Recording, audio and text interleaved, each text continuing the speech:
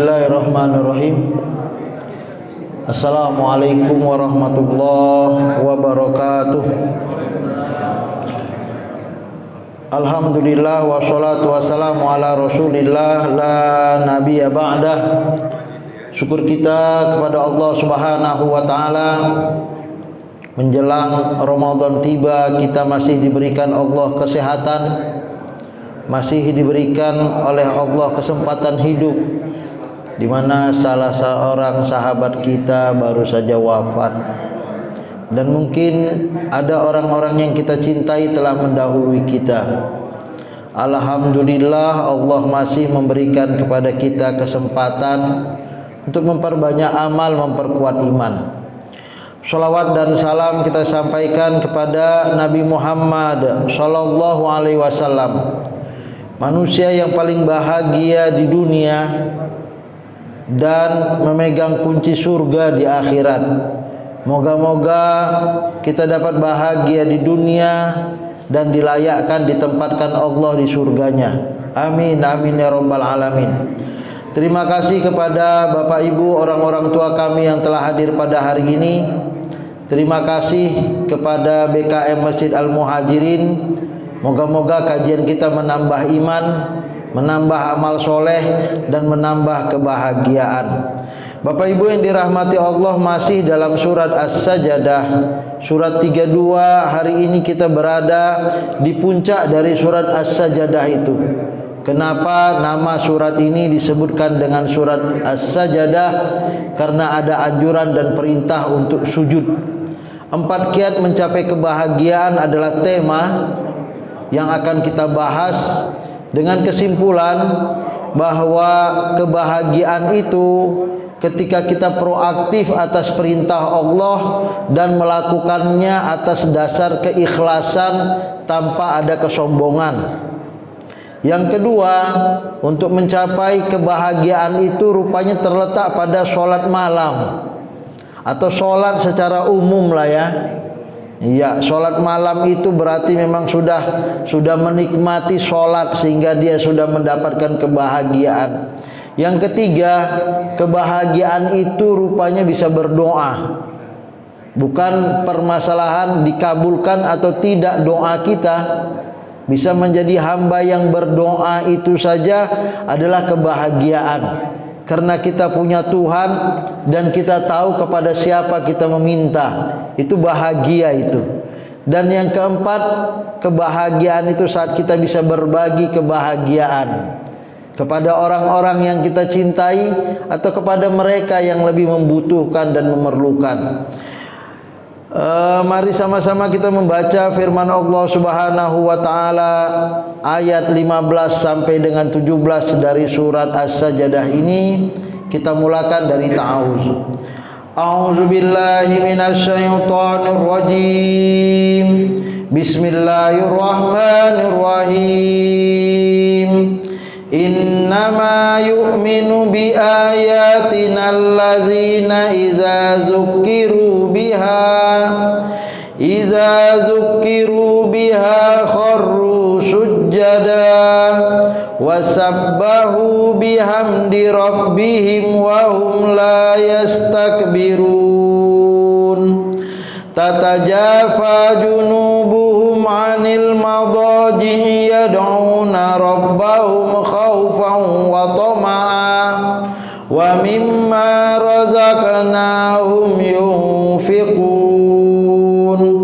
Fala ta'lamu nafsum ma ukhfiya lahum min qurrati a'yun jazaa'an bima kanu ya'malun.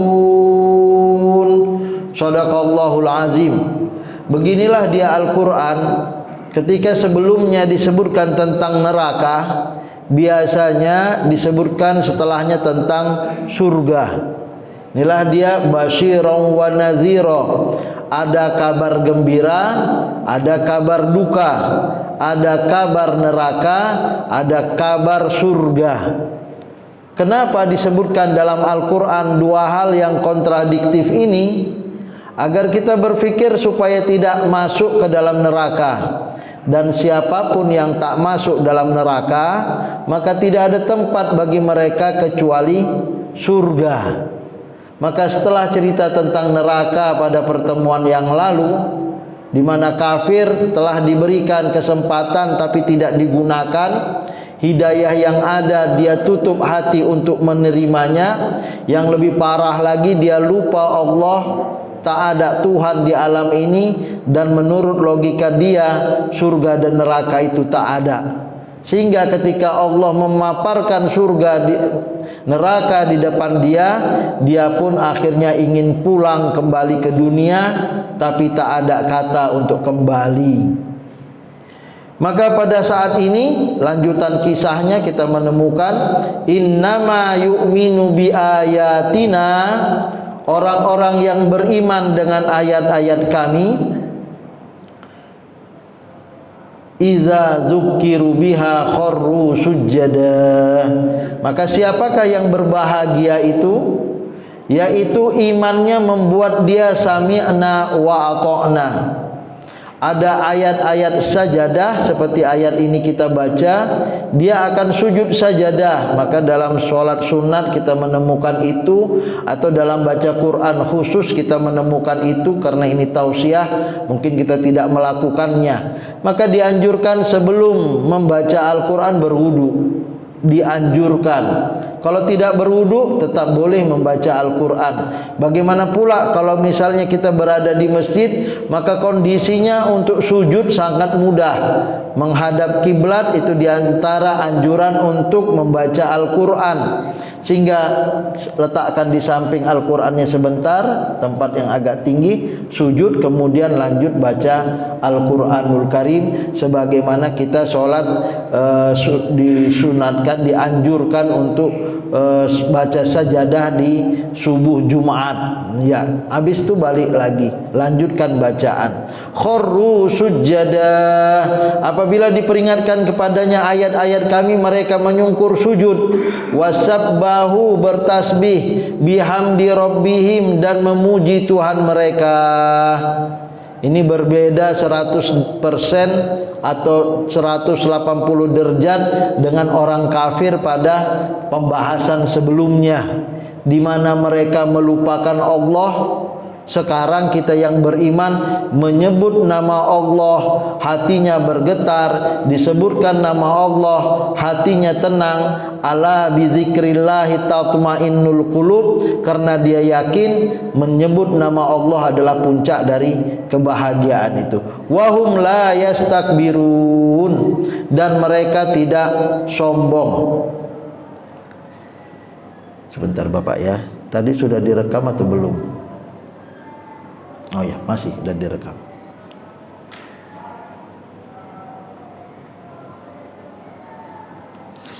Ya, wahum la yastakbirun.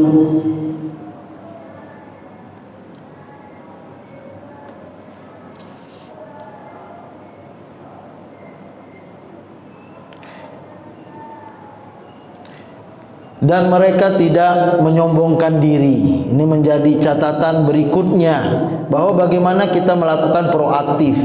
Bapak Ibu yang dirahmati Allah, proaktif seperti tadi ada sedikit kasus ya. Jadi bagaimana kita proaktif kalau rupanya HP kita hidup? Ya dimatikanlah, jangan sampai lama ya, jadi dimatikan saja. Menurut pendapat Imam Syafi'i tidak boleh 3 langkah bergerak, itu kalau tak penting. Tapi kalau penting bolehlah. Daripada mengganggu orang, lebih bagus kita matikan. Masbuk tertinggal 1 rakaat pun tak apa. Misalnya jauh, HP kita di sana dan bunyi, jalan aja ke sana. Batalkan sholat terserahlah, yang penting nggak ganggu orang. Ini bagian dari proaktif lah ya.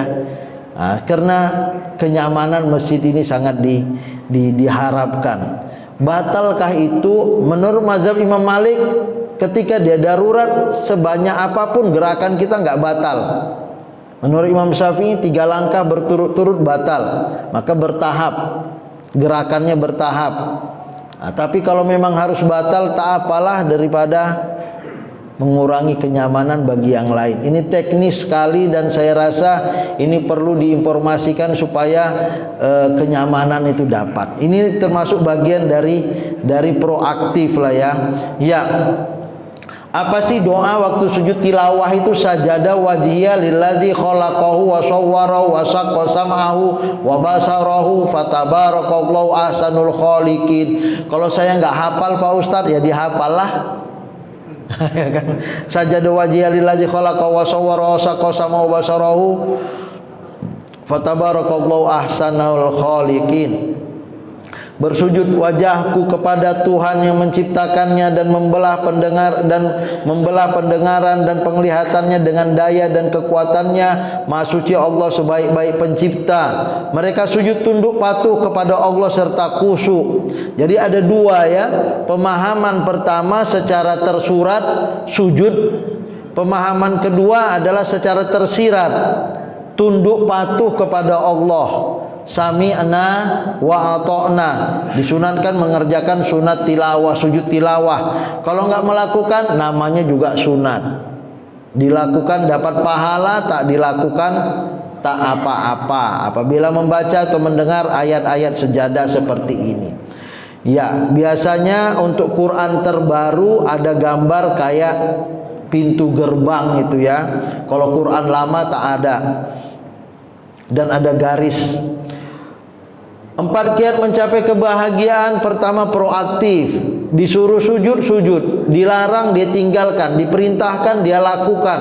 Ini orang yang beriman. Dan inilah dia bahagia. Kenapa kita mau kali mendengarkan perintah Allah? Karena dia Tuhan kita. Kenapa kita mau taat pada ayah emak? Karena dia orang tua kita. Sederhana. Dan orang tua takkan mungkin menginginkan kejahatan bagi anaknya kecuali orang tuanya sudah rusak mentalnya. Tapi tidak dengan Allah. Allah takkan mungkin mengajarkan, memerintahkan sesuatu yang menyusahkan, memberat, mempersulit hambanya. Maka tidak ada kata atas perintah Allah kecuali sami'na wa ata'na. Yang kedua, sholat malam akan kita bahas pada ayat berikutnya, doa dan berbagi. Sikap manusia seharusnya sudah dapat berendah hati dengan bersyukur kepada Allah. La yastakbirun. Karena kesombongan ini pada pertemuan kita yang lalu membuat semua amal baik kita jadi nol. Tergerus dia.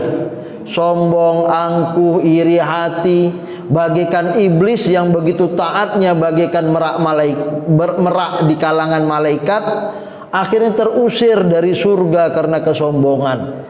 Mudah-mudahan Ramadan kita ini membuat kita lebih humble, lebih rendah hati, tidak sombong.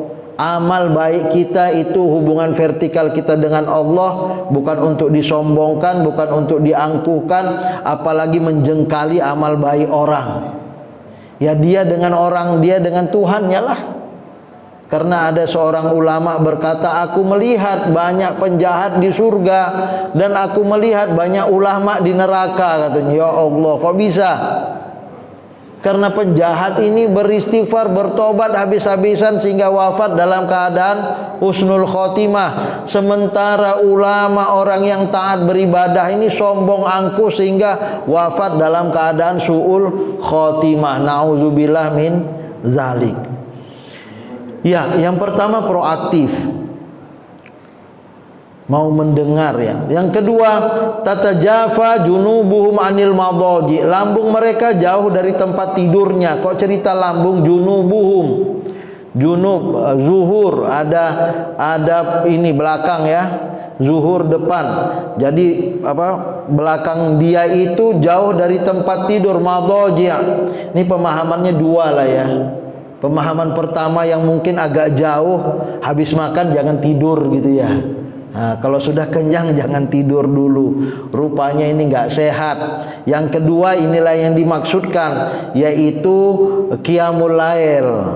Jangan terlalu banyak tidur, tapi bukan pula berarti kurang tidur.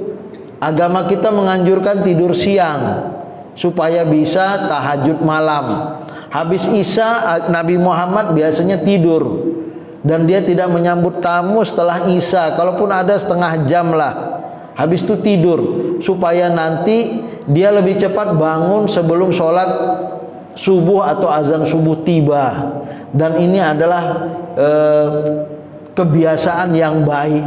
Ya, tatajafa junubuhum anil madaji', bahasa mudahnya sholat malam. Yad'una rabbahum khaufan wa tama'ah. Bagian yang ketiga, mereka berdoa kepada Tuhan mereka dengan rasa takut dan penuh harap. Khaufan apa? Takut timbul kesombongan.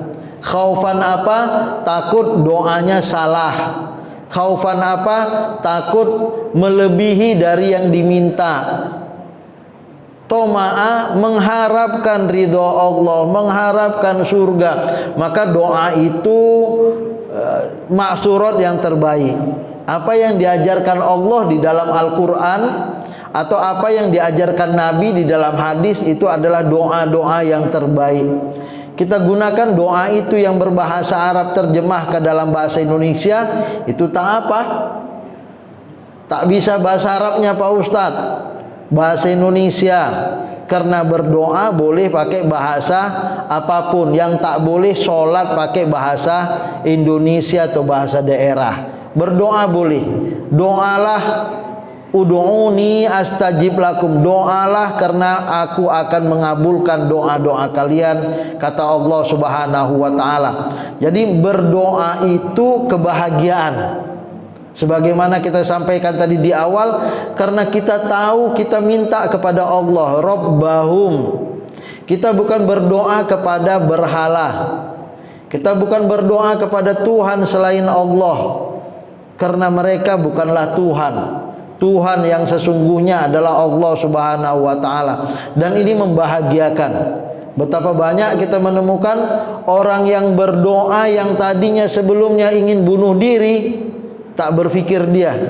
Orang yang tadinya ingin balas dendam, kita pernah di penjara, ada seorang polisi reserse narkoba itu dipenjarakan oleh kawannya sendiri, difitnah bahwa dia menebarkan narkotika. Marah betul. Dia berkata, aku akan beli bom anggur itu, akan pertama kali kalau aku keluar akan aku lempar ke rumahnya saking kan palanya. Tapi alhamdulillah setelah ngaji di Rutan Tanjung Kusta bersama dengan kita, akhirnya 5 tahun atau 3 tahun dia keluar dan dibersihkan nama baiknya, dan tak ingin dia membunuh orang. Ini buah dari doa, buah dari dekat Allah. Dan dia berkata, aku sangat senang walaupun awal masuk aku marah. Kenapa? Berkat aku di Rutan, aku pandai baca Quran. Aku sholat yang dulunya tak pernah sholat. Jangankan 5 waktu, tahajud malam pun, karena kita punya waktu 24 jam di Rutan itu, ya kan? Rumah taman Al-Quran kita katakan, ya kan? Iya. Yad'una rabbahum khaufan wa tama'a. Ini buah dari doa. Jadi bukan masalah dikabulkannya, tapi masalah dekat dengan Allah adalah sebuah pengkabulan. Wa mimma razaqnahum yunfiqun. Yang keempat dan terakhir, mereka menginfakkan sebagian dari rezeki yang kami berikan kepada mereka. Ini juga kebahagiaan. Bagi kita mungkin tak seberapa, tapi bagi orang yang datang ke tempat kita meminta, memohon, itu berarti sungguh luar biasa. Karena apa Bapak? Yang namanya minta itu sudah membuang urat malu dari mukanya.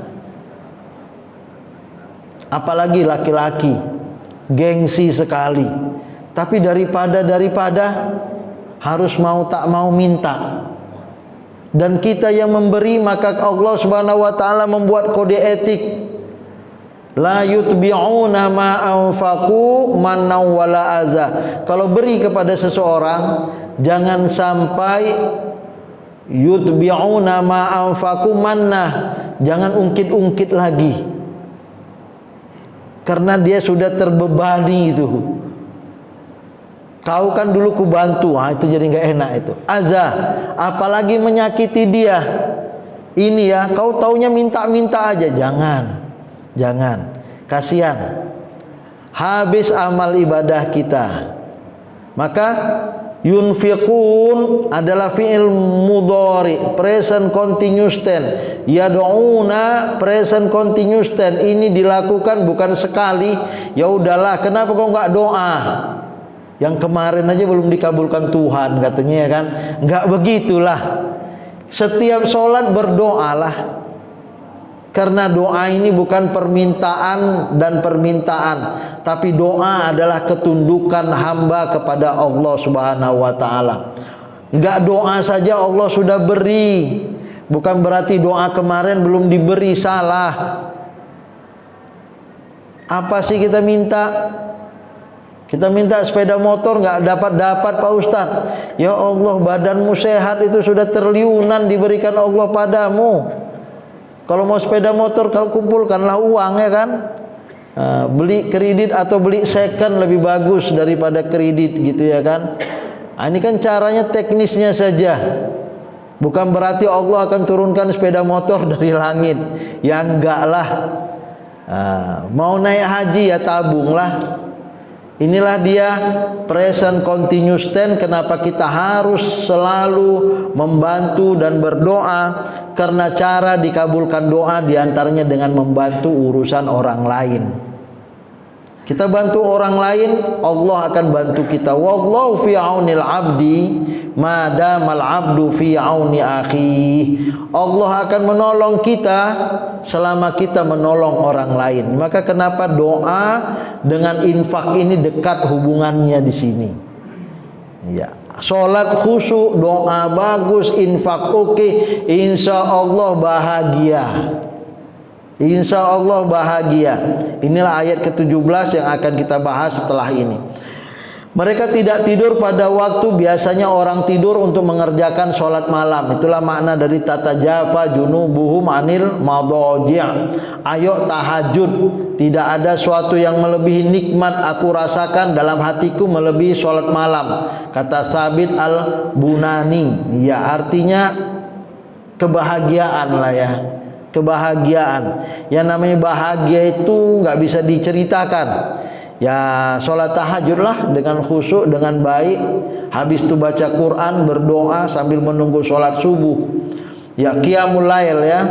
Dan pada sebagian malam mereka bersembahyang tahajudlah kamu sebagai suatu ibadah tambahan. Wa minal laili fatahajjat bihi nafilatan lak. Ibadah tambahan bagimu, sunat bagi kita. Asa an yab'atsaka rabbuka maqaman mahmuda. Mudah-mudahan Tuhan mengangkat kamu ke tempat yang terpuji. Jadi kalau mau dipuji oleh Allah, tahajud. Kalau mau bahagia, tahajud. Ya, ini amalan sunat. Jadi kalau tanya kok Pak Ustadz nggak tahajud, namanya juga amalan sunat. Tapi kok Pak Ustadz tahajud, namanya juga amalan sunat. Minimal agak cepat datang ke masjid sebelum azan. Sholat tahajud lah di situ pun jadi. Bagaimana Pak Ustadz? Pas azan saya masih tahajud, lanjutkan. Ya kan? Masuk satu rakaat sudah dapatlah tahajud itu. Bahkan Nabi pernah berkata kalau memang dia rutin tahajud terlambat dia, habis sholat subuh ada yang melakukan tahajud. Tapi ini orang yang memang tiap hari tahajud lah. Kalau kita tak pernah tahajud, tiba-tiba setelah sholat subuh tahajud, itu aneh lah. Jangan pula dilakukan. Ya, tapi dibolehkan bagi mereka yang rutin tahajud dan ketinggalan tahajud habis sholat subuh. Mana ada sholat setelah sholat subuh Pak Ustadz? Khusus untuk tahajud sampai sebegitunya lah. Sunat muakkad tahajud ini bagi mereka yang menikmatinya. Yang kedua, yang ketiga doa, yang keempat sedekah. Ya, anggota-anggota badan lebih baik digunakan untuk melaksanakan ibadah dan sholat. Apalagi yang memang biasa terbangun malam ya, mau buang air kecil, ada memang model manusia begitu. Ya sudahlah, sudah bangun malam, nggak tahajud, minimal banyak zikir. Kalau paling malas, aduh masih ngantuk, sambil ke kamar mandi berzikirlah.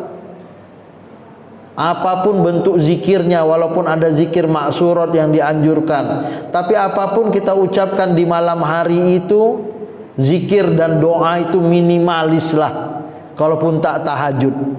Ya, terutama pada waktu malam. Ibadah mereka tidak saja diperlukan dalam sholat. Ibadah itu bukan sholat, tapi sholat adalah ibadah yang sangat urgen. Tapi juga dalam tingkah laku sehari-hari, muamalah kita, dalam bersedekah sesuai dengan karunia yang mereka terima dari Allah. Tentu saja semua orang punya level rezekinya masing-masing, tapi sedekah adalah yang paling bagus. Sedikit ataupun banyak itu relatif, karena ini mendatangkan kebahagiaan. Terakhir, fala ta'lamu nafsum ma ukhfiya lahum min qurrati a'yun. Inilah dia yang kita sebutkan kebahagiaan itu. Dari mana Pak Ustadz mengatakan 4 kiat ini bahagia? Ayat 17. Maka tidak seorang pun mengetahui apa yang disembunyikan oleh Allah untuk mereka dari berbagai macam nikmat yang menyenangkan hati. Qurrata a'yun, menyenangkan hati, bahasa lainnya ya bahagialah, enak kali. Nah itu dia, tenang kali. Bapak Ibu yang dirahmati Allah, ada orang berkata, waduh enaknya umroh, enaknya naik haji. Nah, kalaupun tak bisa umroh, tak bisa naik haji karena keterbatasan dana kita dan jauhnya jarak dari Indonesia dengan Arab Saudi, minimal enaknya tahajud. Nah itu dia, enaknya berdoa, enaknya berbagi. Apalagi kalau kita tiap tahun umroh, udahlah umrohkanlah orang, ya kan? Tiap tahun mau naik haji, udah hajikanlah orang. Alhamdulillah, mengurus ustadz-ustadz kita di sini sudah umroh ya, alhamdulillah. Jazaa'an bima kanu ya'malun. Jadi 4 hal itu adalah reward di dunia sebelum reward di akhirat. Dan di dunia bahagia, di akhirat masuk surga. Qurrati a'yun ini menyenangkan hati, bahasa kiasannya surgalah. Jadi ini pemahaman Al-Quran begitu luasnya. Apa yang lebih bahagia melebihi surga? Ada dalam peristiwa Isra Mi'raj ada hadis tentang surga. Tambah dideskripsikan, tambah hambar nampaknya. Nabi Muhammad Isra Mi'raj benar, tapi cerita tentang surga dan neraka itu masih bisa dipertanyakan. Ada orang mengatakan cerita di dalamnya itu mengandung hadis-hadis yang lemah. Yang paling kuat firman hadis Nabi, mala ainun ro'at, surga tak bisa digambarkan dengan mata, wala uzunun sami'at, tak bisa disampaikan dan didengar oleh telinga, wala khotoro ala qalbi bashar, dan tak pernah terbetik di dalam hati manusia. Maka yang paling layak mendeskripsikan surga Al-Quran lah. Yang mendeskripsikan neraka paling mantap adalah Al-Quran. Ya, dan Nabi Muhammad dengan hadis-hadis yang sahihnya. Jazaa'an bima kanu ya'malun. Bapak Ibu yang dirahmati Allah, sebenarnya malu kita cerita upah dengan Allah Subhanahu wa taala. Karena membayar mata saja, ini mata anugerah Allah. Dengan seluruh amal ibadah kita, fungsi mata ini masih belum terbayarkan. Itu baru cerita mata sebelah, mata dua-dua, tangan kaki ya sudah tambah tak terbayar lah. Tapi Allah Subhanahu wa taala dengan kasih sayangnya Ar-Rahman Ar-Rahimnya mengatakan, amal ibadahmu berkat rahmat aku kujadikan sebagai alasan kenapa engkau berada di surga. Waduh. Kita selalu mengilustrasikan ada seorang yang mau masuk hotel bintang 7 Burjul Khalifah misalnya, ya kan. Uangnya cuma 100.000 Bapak, bintang 7. Yang satu malam mungkin 500 juta itu, 100.000. Tapi kita kenal dengan bapak yang punya hotel itu. Udahlah, siapa itu? Si A. Oke, A, masuk saja. Aku cuma ada 100.000, masukkan ke kantong kau itu. Kau tinggal aja di dalam hotel itu. Berapa lama? Seminggu cukup? Sebulan mau? Kalau dikasih sebulan pun nggak apa-apa. Tinggallah. Begitulah jazaa'am bima kanu ya'malun. Ini bukan balasan dalam arti sesungguhnya, karena malu kita. Bawa uang 100.000 untuk tinggal di satu kamar 500 juta per hari. Kita minta seminggu, dikasihnya sebulan. Begitulah rahman dan rahimnya Allah Subhanahu wa taala. Walillahil masalul a'la. Bima kanu ya'malun, amal adalah qaulan wa fi'lan. Kita sebutkan ucapan kita la ilaha illallah qaulan, dan amal yang kita lakukan seperti 4 hal tadi membuat kita mendapatkan bonus. Bukan saja bonus lah namanya ya. Kalau bonus itu sepertiga gaji, ini mungkin 100 kali lipat dari gaji pertama gitu ya. Wah, inilah dia namanya bima kanu ya'malun. Alhamdulillah, masuk surga bersama keluarga. Itulah dia harapan kita, qurrata a'yun. Kita mengatakan waja'alna lil muttaqina rabbana hab lana min azwajina wa dzurriyyatina qurrata a'yun. Bagaimana istri, suami, anak-anak menjadi hal yang sangat menyejukkan mata, membahagiakan, sehingga tidak saja bahagia di dunia, tapi kami berkumpul kembali di surga. Amin amin ya rabbal alamin. Dalam keadaan sekarang, sukar sekali mukmin membayangkan kebahagiaan ukhrawi itu. Apa yang sebenarnya menunggu mereka pada hari kemudian. Tapi kebahagiaan dunia bukan berarti tak mengalir kepada kita. Inilah dia bahagia di dunia sebelum dilayakkan Allah kita masuk surga di akhirat. Surga itu indahnya tak terbayangkan. Maka Bapak Ibu yang dirahmati Allah, kita berada di penghujung dari pertemuan kita. 4 kiat mencapai kebahagiaan. Pertama, proaktif. Apa diperintahkan oleh Allah lakukan dengan semaksimal mungkin, dan jangan dilakukan karena unsur kesombongan, tapi ikhlaskanlah. Yang kedua, sholat malam. Ketiga, berdoa. Dan keempat, berbagi, berinfak, zakat, sedekah, wakaf, apapun itu namanya. Rendah hati dengan bersyukur pada Allah. Ibadah tidak saja sholat, tapi juga seluruh tingkah laku kita sehari-hari. Puncaknya tetap sholat ya. Surga itu indah dan tak terbayangkan. Bapak Ibu yang dirahmati Allah, inilah yang dapat kita sampaikan. Jika masih ada waktu bagi Bapak Ibu yang ingin bertanya, kami persilahkan.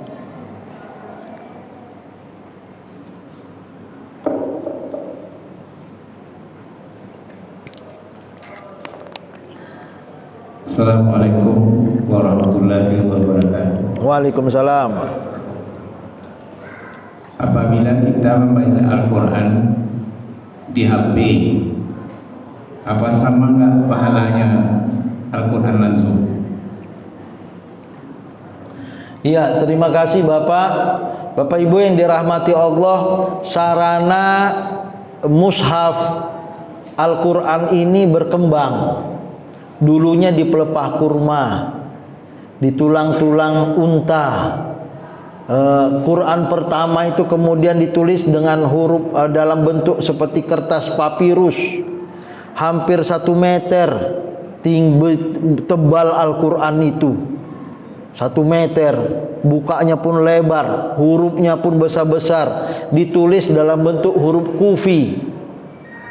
Kemudian ditemukanlah percetakan pertama, dan Al-Quran sudah mulai dicetak dalam kondisi terbatas.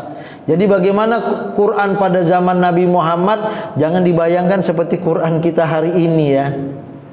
Yang besar tinggi itu pun itu setelah zaman khalifah atau tabi'in. Dan itu pada zaman Nabi Muhammad hanya ditulis satu yang dikenal kemudian dengan Rosem Utsmani oleh Utsman, walaupun kemudian ada tulisan-tulisan tak lengkap dari para sahabat. Pada zaman Utsman lah baru ditulis 7 atau 6 kopian dikirim ke Kufah, ke Mekah, ke Madinah, ke Basrah, ke beberapa kota besar, dan itu cuma satu naskah, satu kopi. Baru kemudian perjalanan hidup Al-Quran ini menemukan titik puncaknya ketika kertas begitu mudah didapat. Tidak ada yang dicetak di dunia ini lebih banyak melebihi Al-Quranul Karim. Tidak ada kajian yang lebih banyak melebihi kajian Al-Quran dalam bentuk tafsir dan terjemah tertulis. Akhirnya